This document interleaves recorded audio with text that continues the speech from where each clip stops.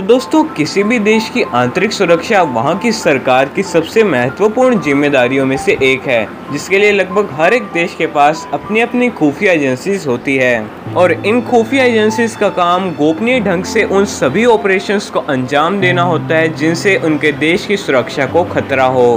और दोस्तों, भारत के पास भी एक ऐसी खुफिया एजेंसी है जिसका नाम रिसर्च एंड एनालिसिस विंग है, और आमतौर पर हम इसे रॉ के नाम से जानते हैं।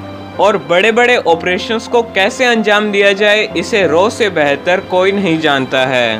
और भारत की खुफिया एजेंसी दुश्मन देश को बिना किसी कार्यवाही की भनक लगे किसी भी कारनामे को अंजाम देने में सक्षम है।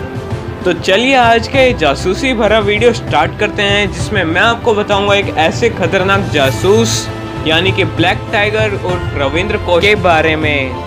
और दोस्तों, ये कहानी एक ऐसे भारतीय जाबाज जासूस की जो पाकिस्तान जाकर पाकिस्तानी आर्मी में मेजर की रैंक तक पहुंच गए थे, लेकिन फिर बदकिस्मती से कुछ ऐसा हुआ जिसने सबके होश उड़ा दिए।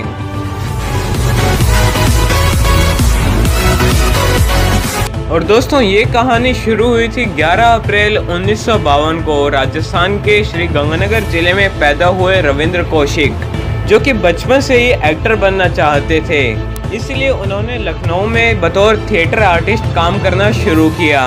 और एक दिन रॉ के कुछ ऑफिसर्स की नज़र उन पर पड़ी और उन अधिकारियों ने उन्हें जासूस बनकर पाकिस्तान जाने का प्रस्ताव दिया, जिसे उन्होंने एक्सेप्ट भी कर लिया। और दोस्तों, फिर क्या था, रॉ ने इनकी ट्रेनिंग शुरू कर दी और पाकिस्तान जाने से पहले दिल्ली में करीब 2 साल तक इनकी ट्रेनिंग चली। और पाकिस्तान में इन्हें किसी तरह की परेशानी ना हो, इसलिए इन्हें उर्दू और इस्लाम के बारे में बहुत सी जानकारियां दी गई। और सिर्फ 23 साल की उम्र में इन्हें पाकिस्तान भेज दिया गया, जहां इनका नाम रविंद्र कौशिक से बदलकर नज़ी अहमद शाकिर रख दिया गया। और दोनों देशों के रहन सहन में ज़्यादा अंतर न होने की वजह से इन्हें पाकिस्तान में सेट होने में ज़्यादा वक्त नहीं लगा। और कुछ समय बाद इन्होंने पाकिस्तान की नागरिकता भी ले ली और किसी यूनिवर्सिटी में एडमिशन लेकर इन्होंने LLB भी कर ली।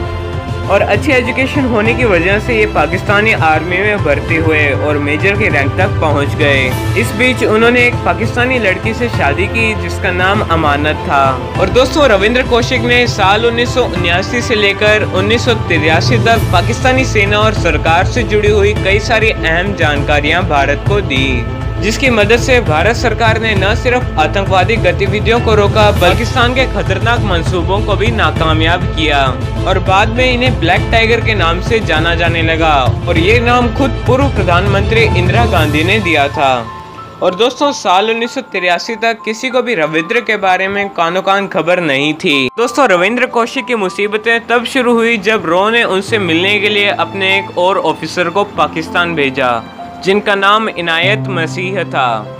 लेकिन इनायत अब ISI के हत्थे चढ़ चुके थे। कई दिनों तक 3rd डिग्री देने के बाद उन्होंने सारे राज खोल दिए और रविंद्र कौशिक के बारे में भी बता दिया। और फिर रविंद्र ने पाकिस्तान से बच निकलने के लिए कई प्रयास किए, लेकिन भारत सरकार से कोई भी मदद न मिलने की वजह से उन्हें गिरफ्तार कर लिया गया और करीब 2 साल तक उन्हें 3rd डिग्री से भी ज़्यादा खतरनाक यातनाएं दी गई, लेकिन उन्होंने कोई भी खुफिया जानकारी पाकिस्तान को नहीं दी।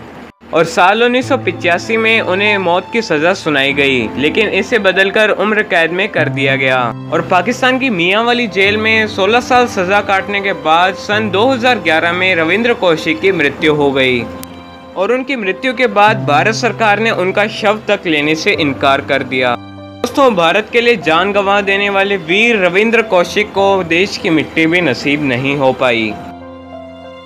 और दोस्तों, अब आपको क्या लगता है, अगर इनायत को पाकिस्तान न भेजा गया होता तो क्या होता, मुझे नीचे कमेंट्स में ज़रूर बताएं। और रविंद्र कौशिक के नाम पर इस वीडियो को लाइक ज़रूर करें। और अगर आप ऐसे ही कंटेंट के वीडियोस देखने के शौकीन हैं तो आप बिल्कुल सही चैनल पर हैं। आप इस चैनल को जल्दी से सब्सक्राइब कर लीजिए और पास वाले बेल आइकन को भी दबा लीजिए, कहीं उसे बुरा ना लग जाए। इसलिए दोस्तों, फिर मिलेंगे एक ऐसे ही इंफॉर्मेटिव वीडियो में। तब तक के लिए guys, take care, bye bye.